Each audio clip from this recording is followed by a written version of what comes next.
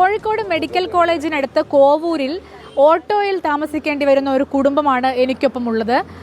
വാടക കൊടുക്കാനില്ലാതായതോടുകൂടി വാടക വീട്ടിൽ നിന്ന് ഇറങ്ങി വരേണ്ടി വന്നതാണ്. ഇവർക്കിങ്ങനെ ഓട്ടോയിൽ താമസിക്കേണ്ടി വരുന്നതിൻ്റെ കാരണം അവർ നമുക്കൊപ്പം ഉണ്ട്.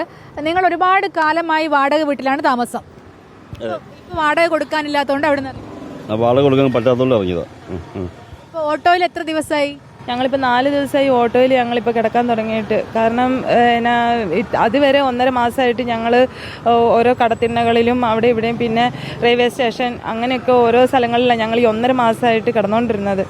ഇപ്പോൾ 4 ദിവസമായിട്ട് ഞങ്ങൾക്ക് വണ്ടി കിട്ടിയപ്പോൾ ഇപ്പോൾ ഒരു ഓട്ടോയിലാണ് ഞങ്ങളിപ്പോൾ രാത്രി കഴിഞ്ഞു കൂടുന്നത്. അതായത് നിങ്ങൾ കുന്നമംഗലം പഞ്ചായത്തിലാണ് രേഖകൾ, അതായത് റേഷൻ കാർഡ് അടക്കമുള്ള രേഖകൾ? അത് തന്നെ, കുന്നമംഗലം പഞ്ചായത്തിലാണ് ഉള്ളത്. ഇപ്പോൾ ഞങ്ങളുടെ എല്ലാ ഡീറ്റെയിൽസും അവരുടെ കയ്യിലുണ്ട്.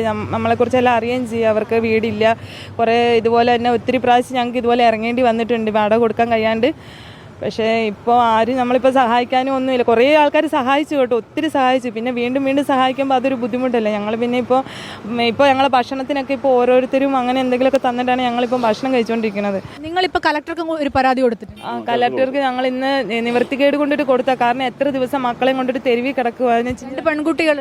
2 പെൺകുഞ്ഞുങ്ങളാണ് കിടക്കുന്നത്. ഇപ്പോഴത്തെ കാലം വളരെ മോശം. അപ്പോൾ അതുകൊണ്ട് രാത്രി ഉറങ്ങാൻ പോലും പേടിയാണ് മക്കളെയും കൊണ്ടിട്ട് കിടക്കുമ്പോൾ. അപ്പോൾ ലാസ്റ്റ് പിന്നെ ഇങ്ങനെ നമ്മളെല്ലാവരും സഹായം പറ്റി പോയിട്ട് കാര്യമില്ല. അപ്പോൾ നമുക്കൊരു നിലനിൽപ്പ് വേണമല്ലോ. അതിന് വേണ്ടിയിട്ട് കലക്ടർക്ക് എല്ലാവരും പറഞ്ഞു, കലക്ടർക്കോ അല്ലെങ്കിൽ മേയർക്കോ ഒരു പരാതി കൊടുക്കും നിങ്ങൾ. അങ്ങനെ ഇന്ന് പോയി കലക്ടർക്ക് പരാതി കൊടുത്തു. നമുക്കിപ്പം സാനിയോ മനോമിയുണ്ട്. Saniyo, good morning Saniyo. നമ്മൾ അനിലിൻ്റെയും കുടുംബത്തിൻ്റെയും ഈ ഒരു വിഷമം എന്താണെന്ന് അറിഞ്ഞു. എന്താണ് ഇതിനകത്ത് ഇനി ചെയ്യാൻ കഴിയുക? നമുക്ക് എന്താ ചെയ്യാൻ കഴിയുക സാനിയോ? ഡോക്ടർ അരുൺകുമാർ, എനിക്കൊപ്പം അനിലും രമ്യയും ഉണ്ട്. Good morning. അവർ രണ്ടുപേരും നമ്മളോട് സംസാരിക്കും. അതായത് അവരുടെ രേഖകൾ, അവർ കുന്നമംഗലം പഞ്ചായത്തിൽ എല്ലാ രേഖകളും കൊടുത്തിട്ടുണ്ട് എന്നാണ് പറയുന്നത്. അതായത് ലൈഫ് പദ്ധതിയിൽ അപേക്ഷിച്ചിട്ടുണ്ടെന്ന് അവർ പറയുന്നുണ്ടെങ്കിലും കുന്നമംഗലം പഞ്ചായത്ത് പ്രസിഡന്റിന് ഈ വിഷയങ്ങൾ അറിയില്ല എന്നാണ് പറയുന്നത്. ഇനി എന്താ ചെയ്യാൻ കഴിയുക നിങ്ങൾക്ക് മുന്നോട്ട് പോകണമെങ്കിൽ? ഇപ്പം ഞങ്ങൾക്ക് എന്താ പറയേണ്ടതെന്നുള്ളത് അറിയത്തില്ല. കാരണം ഇപ്പോൾ മക്കളെയും കൊണ്ടിട്ട് ഞങ്ങളിപ്പോൾ വഴിയിൽ തന്നെയാണ് കിടക്കുന്നത്. നിവൃത്തിയില്ല. രാത്രിയും വഴിയിൽ കിടക്കേണ്ടി വന്നു? ഇന്നലെ രാത്രിയിൽ ഞങ്ങൾ വഴിയിൽ തന്നെയാണ് കിടന്നത്. ഭക്ഷണമൊക്കെ കഴിച്ചോ? ഭക്ഷണം കഴിച്ചു. പൈസ ഉണ്ടായിരുന്നു? ഞങ്ങളുടെ കൂടെ ഇപ്പോൾ ഒരാൾ ഞങ്ങൾ ഭക്ഷണം തരികയാണ് ചെയ്തത്. പിന്നെ ഇപ്പം ഞങ്ങളിപ്പോൾ കളക്ടർക്ക് ഇപ്പോൾ അപേക്ഷ ഞങ്ങൾ കൊടുത്തിരിക്കുന്നത്. പക്ഷേ ഇന്നലെയല്ലേ അപേക്ഷ കൊടുത്തിരിക്കുന്നത്? ഇന്നലെ തന്നെയാണ് അപേക്ഷ കൊടുത്തത്. പക്ഷേ ഇതിനു മുന്നേ ഞങ്ങൾ കഴിഞ്ഞ പോലെ ഞങ്ങൾ ഇതുപോലെ പഞ്ചായത്തിൽ ഇതുപോലെ തന്നെ ഇറങ്ങേണ്ട ഒരു അവസ്ഥ വന്നപ്പോഴത്തേക്കും മെമ്പറുടെ അടുത്ത് കാര്യങ്ങൾ പറഞ്ഞ് മെമ്പർ ഞങ്ങൾ ഒരുപാട് സഹായിച്ചിരിക്കുന്നു. അപ്പോൾ കൂടെയുള്ള ഒരാൾ ഇങ്ങനെ പറഞ്ഞു, നിങ്ങൾ ഡീറ്റെയിൽസ് കാര്യങ്ങളെല്ലാം അയച്ചു തന്നാൽ മതി, ഞാൻ ഇവിടെ വേണ്ട പോലെ അപേക്ഷ എല്ലാം കൊടുത്തേക്കാമെന്ന് പറഞ്ഞു. അപ്പോൾ അവർ തന്നെ എഴുതി കൊടുത്തിട്ടുണ്ടെന്നാണ് പറഞ്ഞത്. അപ്പോൾ ആ ഒരു വിശ്വാസത്തിൻ്റെ പുറത്ത് അരുൺ, ഞാൻ ഇന്ന് ഈ പറയുന്ന വൈസ് പ്രസിഡന്റിനോട് സംസാരിച്ചിരുന്നു. പക്ഷേ ലൈഫിൽ അപേക്ഷ കിട്ടിയിട്ടില്ല എന്നാണ് അദ്ദേഹം എന്നോട് പറഞ്ഞത്. പക്ഷേ ഇവർ പറയുന്നത് ലൈഫിൽ അപേക്ഷ കൊടുക്കാൻ വേണ്ട എല്ലാ കാര്യങ്ങളും, എല്ലാ ഡോക്യുമെന്റ്സും ഇവർ പഞ്ചായത്ത് വൈസ് പ്രസിഡന്റിന്റെ കയ്യിൽ കൊടുത്തിട്ടുണ്ട് എന്നാണ്. നമുക്ക് പറ്റുമെങ്കിൽ എനിക്ക് തോന്നുന്നത് പഞ്ചായത്ത് പ്രസിഡന്റിനെ കണക്ട് ചെയ്യാൻ സാധിക്കുന്നതാണ്. അവർ ഒരുപക്ഷെ ഇവർക്ക് ഏതെങ്കിലും തരത്തിലുള്ള മാർഗം കണ്ടെത്തിയേക്കാമെന്ന് കരുതുന്നു. മാത്രവുമല്ല, ജില്ലാ കളക്ടർ ഈ വിഷയത്തിൽ ഇടപെടേണ്ടതുണ്ട് എന്നുള്ളതാണ്. ചെറിയ 2 പെൺകുട്ടികളാണ്. 3ാം ക്ലാസ്സിൽ പഠിക്കുന്ന പെൺകുട്ടി, ഒരു കുട്ടി 4 വയസ്സ് മാത്രം പ്രായമുള്ള പെൺകുട്ടി. ഈ 2 പെൺകുട്ടികളെയും കൊണ്ടാണ് ഇവർ തെരുവിൽ അന്തിയുറങ്ങുന്നത് എന്നുള്ളതാണ്. നിങ്ങൾക്ക് എവിടെയെങ്കിലും, അതായത് കേരളത്തിൽ എവിടെയെങ്കിലും 1 സെന്റ് ഭൂമി പോലും ഇല്ല? ഇല്ല, ഒന്നുമില്ല. മുൻപ് ഉണ്ടായിരുന്നില്ല? മുമ്പ് ഉണ്ടായിരുന്നൊക്കെ ഒരു 10-15 കൊല്ലം മുമ്പേ ഷെയർ ആക്കിയതാണ് അച്ഛൻ്റെ. അത് കഴിഞ്ഞ് ഞാൻ കല്യാണം കഴിച്ച് 2 കൊല്ലം കഴിഞ്ഞപ്പോൾ തന്നെ ഞങ്ങൾ വാടക വീട്ടിലേക്കായി.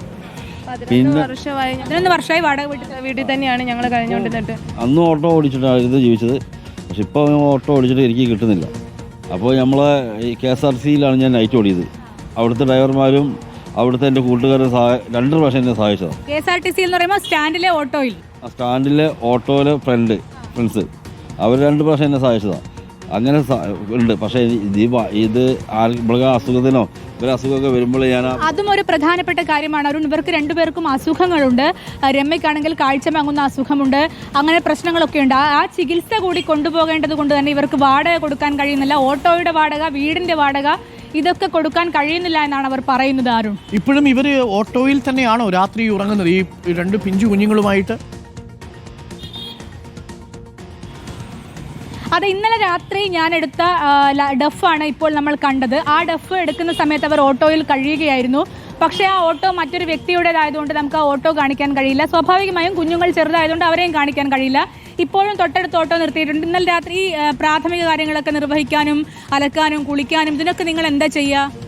ഞങ്ങൾ ഇവിടെ ഇപ്പോൾ മെഡിക്കൽ കോളേജിൻ്റെ ഇതിൽ ക്ലോക്ക് റൂമിലാണ് ഞങ്ങൾ രാവിലെയുള്ള കാര്യങ്ങളൊക്കെ നടത്തുന്നത്. ഇപ്പോൾ കുളിക്കാനും നനയ്ക്കാനും മുക്കെന്ന് പറഞ്ഞ സ്ഥലത്ത് ഞങ്ങൾ പുഴയിൽ പോയിട്ടാണ് അലക്കും നനയും കുളിയൊക്കെ ഞങ്ങൾ നടത്തുന്നത്. പിന്നെ ഇടയ്ക്ക് മക്കൾ ഇങ്ങനെയൊക്കെ പറയുമ്പോൾ ഭയങ്കര ബുദ്ധിമുട്ടുണ്ട്. കാരണം അതായത് മോൾക്ക് ഇപ്പോൾ സ്കൂളിൽ പോക്കും മുടങ്ങിയിരിക്കുകയാണ്. അതിപ്പോൾ 2 മാസമായി പോക്ക് മുടങ്ങിയിട്ട്. അപ്പോൾ സ്കൂളിൽ നിന്ന് ഇങ്ങനെ വിളിക്കുന്നുണ്ട്, നിങ്ങൾ മക്കളുടെ ഭാവി കളയരുത്, അവരെ വിടണം. പക്ഷേ വിടാൻ നിവൃത്തിയില്ലാത്തൊരവസ്ഥയിലാണ്. അവർ ഞങ്ങളെ ഒരുപാട് സഹായിച്ചിട്ടുണ്ട് സ്കൂളുകാരും. പക്ഷേ ഇപ്പം ഞങ്ങൾക്ക് വിടാൻ പറ്റാത്തൊരവസ്ഥയാണ്. വീടില്ലാണ്ട് മക്കളെ ഒന്ന് കുളിച്ചൊരുക്കി വിടാനോ ഭക്ഷണം കൊടുത്ത് വിടാനോ ഒന്നും കഴിയാത്തൊരവസ്ഥ കൊണ്ടിട്ടാണ് ഇപ്പം വിടാണ്ടിരിക്കുന്നത്. ഓക്കെ സാനിയോ, അവരോട് പറയൂ. സാനിയോ, നമുക്ക് തന്നെ സാനിയോ അടിയന്തരമായി നമുക്ക് ചെയ്യേണ്ടത് ലൈഫ് മിഷന്റെ വരട്ടെ, അത് നമുക്ക് പഞ്ചായത്തുമായിട്ട് ആലോചിക്കാം, കളക്ടറുടെ അടുത്ത് പ്രതികരണം തേടാം. അടിയന്തരമായി ഈ കുടുംബത്തെ നമുക്ക് അവിടെ ഒരു വാടക വീട്ടിൽ കൊണ്ട് എത്തിക്കുക എന്നുള്ളതാണ്. കുഞ്ഞുങ്ങൾ സ്കൂളിൽ പോകണം, അതാണ് ഏറ്റവും പ്രധാനപ്പെട്ട കാര്യം. അവരുടെ സുരക്ഷിതത്വമാണ് ഏറ്റവും പ്രധാനപ്പെട്ട കാര്യം. നമുക്ക് അടിയന്തരമായി തന്നെ സാനിയോ മനോമിക്ക് അറിയാമെങ്കിൽ അവിടെയുള്ള പഞ്ചായത്ത് പ്രസിഡന്റോ ആൾക്കാരെയോ ഇടപെട്ടിട്ട് അവിടെ ഒരു വാടക വീട് തൽക്കാലം എടുത്തു കൊടുക്കുക. അടുത്ത 1-2 മാസത്തേക്കുള്ള വാടക നമുക്ക് തന്നെ ഇവർക്ക് കൊടുക്കാം. അപ്പോഴേക്ക് മറ്റ് ആരെങ്കിലും സഹായമോ അതല്ലെങ്കിൽ പഞ്ചായത്തിന്റെ ഒരു പ്രതികരണമോ ഒക്കെ നമുക്ക് എടുക്കുകയും ചെയ്യാം.